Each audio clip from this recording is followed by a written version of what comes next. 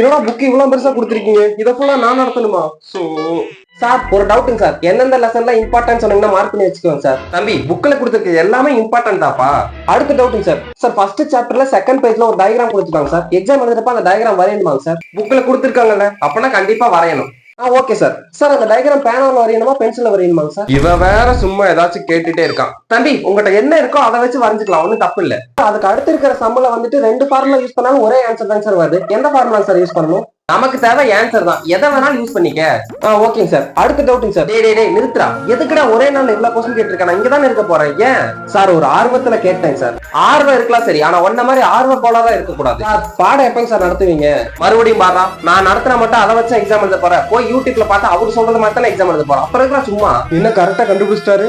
நீங்களே என்னென்ன மாதிரி யோசிப்பீங்கன்னு சொல்லிட்டு நான் 85% முன்கூட்டியே கண்டுபிடிச்சிருவேன்டா. ஆமா, பாடம் நடத்த சொன்னா பாடம் நடத்த மாட்டேங்கிறாரு, பெரிய துப்பறிவாளன் நினைச்சுவாரு.